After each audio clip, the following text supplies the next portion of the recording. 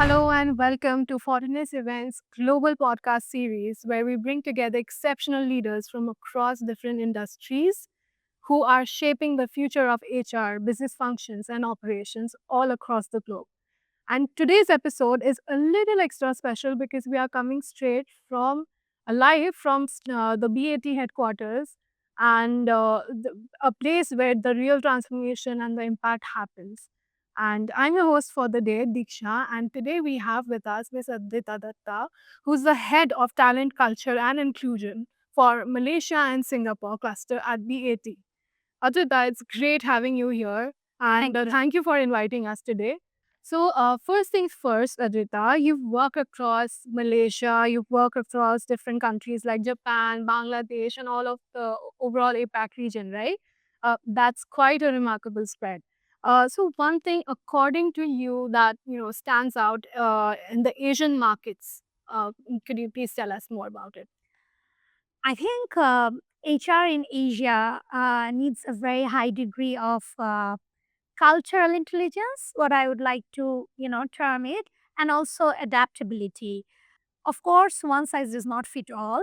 Some markets thrive on more building relationship, but some markets also demands a bit more direct communication, speed, agility. What becomes consistent across all the cultures and in all the diverse language or diverse way of doing is how you really treat people, the trust that you put in your people, development opportunities, the growth opportunities that you give people, and most importantly how they are heard and seen.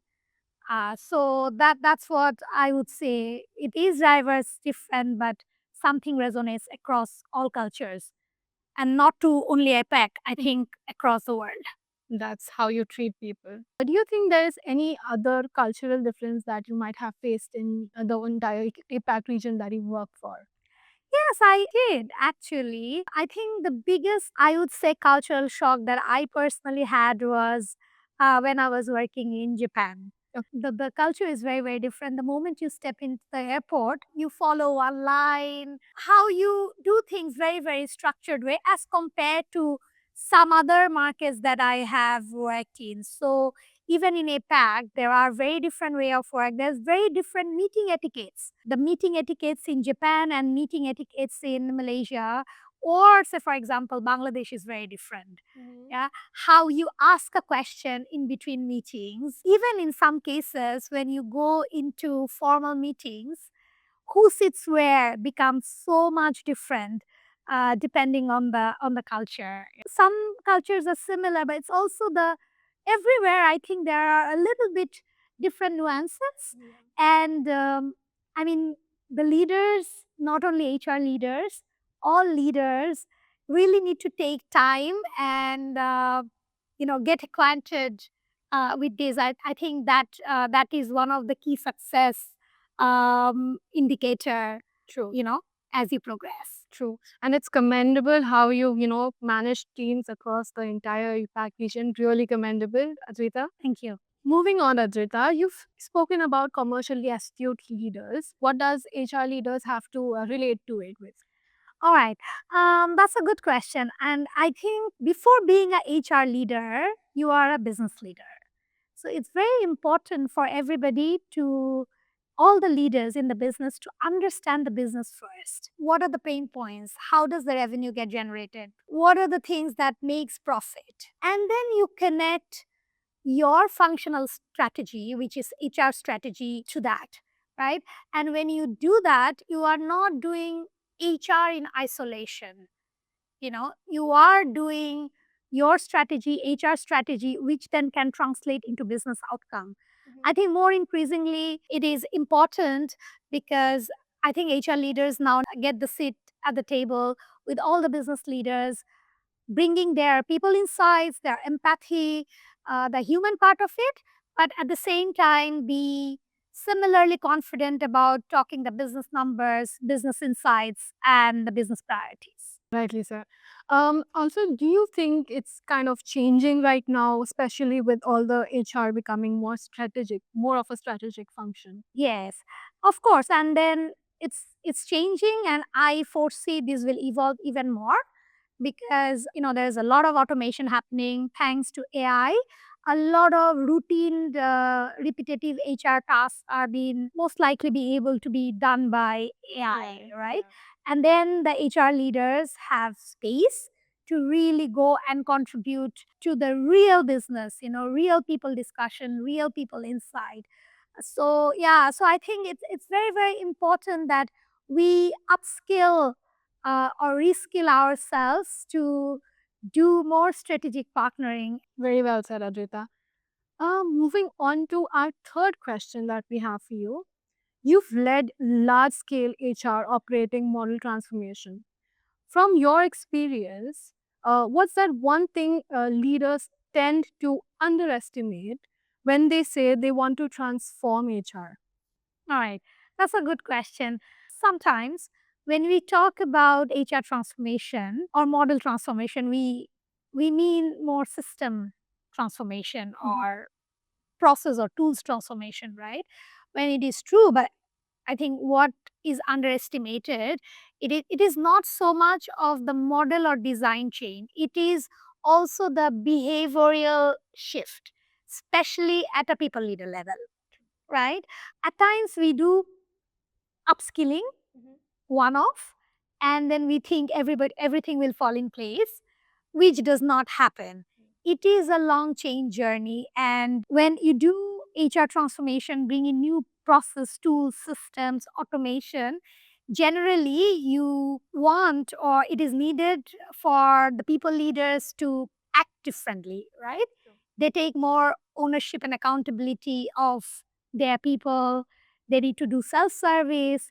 They need to probably see more data driven insights for their own teams, which is slightly different than more traditional way of doing HR. It is a continuous reskilling, not only for the HR teams, but also, take everybody, all the people leaders in the journey of doing the same. So it's not just enablement, it's also reinforcement and mindset change. Rightly said, Adrita. Moving on to the next question. You've operated in complex matrix environments across different markets. What kind of HR function can be designed in order to make it globally consistent, but also still locally credible?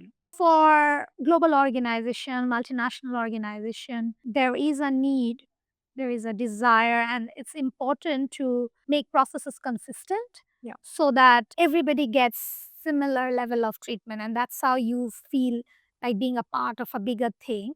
At the same time, it's also important that you take into account the local nuances, right? And the local norms and how that can be translated well so that it resonates with the local people. It's important to have global systems, processes, principles laid out, having similar kind of tools. I think what is important is how people experience locally. So if you build it centered around people experience rather than the process, Yeah. and keep that in mind when you are deploying locally, I think most likely you are going to get it right. Yeah. Rightly said. Moving on to the last segment and the last question that we have for Adrita today. Looking ahead over the next 3 to 5 years, do you see the workforce shrinking, maybe expanding, evolving, or expanding because of AI? And what should leaders do to stay ahead of that curve? I think it will be evolving. It is not going to be what it is today. And that's the way, that's the norm. Like things will change. Now, what is important to first understand what are the things that are going to be impacted or going to be changed. I foresee a lot of routine, repetitive work, a lot of transactional work is actually going to be automated. There will be space for HR to contribute into high value human capability development, taking people decisions, giving time and energy. Also, I foresee the teams will be leaner.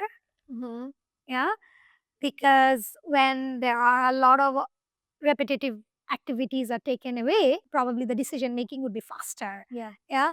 And the biggest differentiator, I think, will not be just technology, because the technology can be adopted by everybody. It would be available, right? Yeah. Today, you adopt it some other day. somebody else. Yeah. What would be real differentiator is the human judgment. Yeah. True. And how HR leaders contribute in making those people decisions, how we enable business leaders to make more meaningful people decisions for the business. Yeah. So I would say, in terms of the capability, it is high time to upscale our HR teams as well as the managers in really people leadership capabilities, which is a combination of soft skill and hard skill. Because when you have a lot of data available, because we are going through automation, what are you going to do with this data?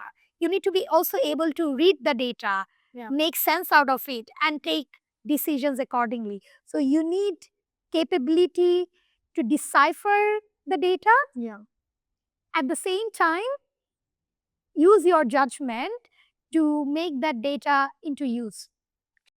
On a closing note, Adrita, what according to you are some of one or two things that might be paving the way for HR transformation? I think to be future ready as HR leaders and also leaders, for us to redesign work, not just automate the process. Process will always be there. Yeah. Second is invest heavily in capability. True. As it is relevant to your team and also for HR. And third, I think it is very, very important to build AI fluency among leadership. Yeah. It is no more a Gen Z kind of a thing or Gen Z kind of a capability. Yeah. As seasoned leaders and leaders across level need to build AI fluency. There's no other way if you want to be relevant. That would be my words for like organizations who are trying to transform and change, invest in building AI fluency among your leaders. That is a really great perspective, Adrita. And I think it is very, very important that we build AI fluency, just like Adrita said, and it's no longer optional. It's no longer optional anymore. I think a lot of our audience would be specifically helped with her perspectives as they plan for their future functions ahead. Thank you so much, Adrita, for sharing your insights with us today. And we are truly looking forward to hosting you and having you speak at our CHRO and HR Leaders Summit on the 11th of June in Kuala Lumpur. So, and to our audience, if you'd like to hear more from HR leaders like Adrita herself, and please be a part of our conversation, join us in Kuala Lumpur on the 11th of June. Thanks for tuning in. Remember, be there, be seen, and See you at the summit. bye. Bye bye.